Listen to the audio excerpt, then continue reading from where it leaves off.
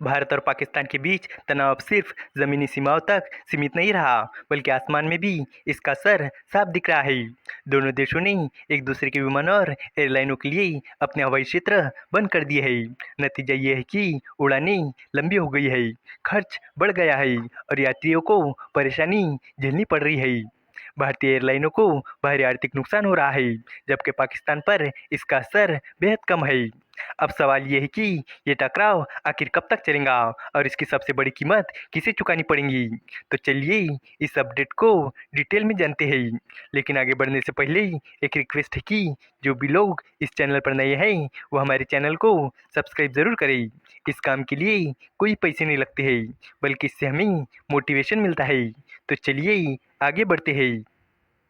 भारत पाकिस्तान के साथ किसी भी तरह की नरमी बरतने के मूड में नहीं है। उसने इसके संकेत दे दिए हैं। भारत ने पाकिस्तान की एयरलाइन और विमानों के लिए अपने हवाई क्षेत्र को बंद करने की अवधि 24 सितंबर तक बढ़ा दी है। ये फैसला भारत के विमानन अधिकारियों की ओर से जारी एक नए नोटम यानी नोटिस टू एयरमैन के अनुसार लिया गया है। पाकिस्तान ने भी ऐसा ही कदम उठाते हुए भारतीय विमानों के लिए अपने हवाई क्षेत्र को उसी अवधि तक बंद रखने का फैसला किया है। इस वजह से दोनों देशों के बीच हवाई क्षेत्र का बंद होना 5वें महीने में प्रवेश कर गया है। अप्रैल महीने में पहलगाम में हुए आतंकी हमले के बाद भारत और पाकिस्तान के रिश्तों में खटास आ गई थी। इसके बाद पाकिस्तान ने 24 अप्रैल को अपने हवाई क्षेत्र को बंद कर दिया था। भारत ने भी 30 अप्रैल को जवाबी कार्रवाई करते हुए अपने हवाई क्षेत्र को पाकिस्तानी विमानों के लिए बंद कर दिया था।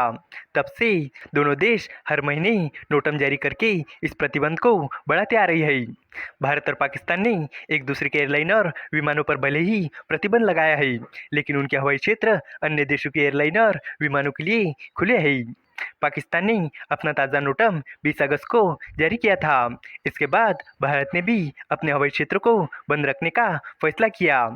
भारत का नया नोटम पिछले नोटिसों के समान ही है, सिवाय इसके कि हवाई क्षेत्र को बंद करने की अवधि बदल दी गई है।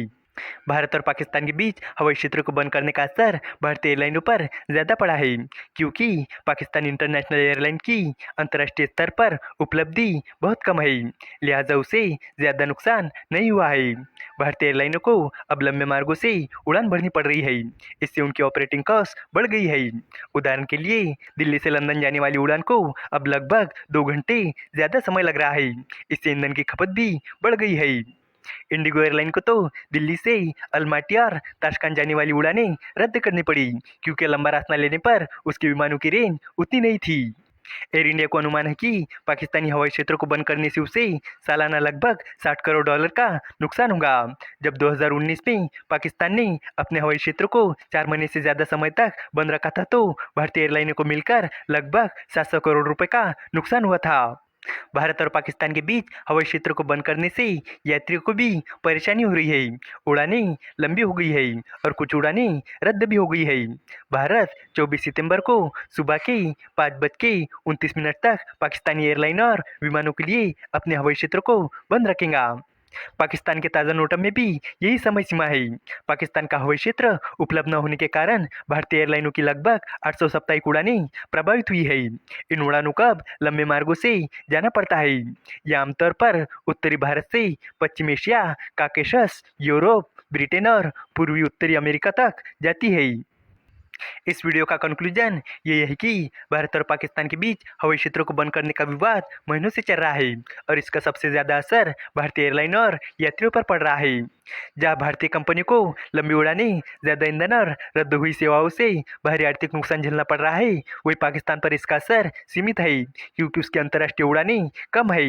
इस टकराव का सीधा खामियाजा यात्रियों को भी भुगतना पड़ रहा है, जिन्हें अधिक समय और असुविधा झेलनी पड़ रही है। अब सवाल ये है कि कब तक दोनों देश अपनी राजनीतिक तनातनी का बोझ आसमान पर डालते रहेंगे। आपका इस पर क्या ओपिनियन है, कमेंट में ज़रूर बताना। उम्मीद है कि आपको ये जानकारी पसंद आई होगी और भी इसी तरह के इन्फॉर्मेटिव वीडियोस के लिए हमारे चैनल को सब्सक्राइब करें। धन्यवाद।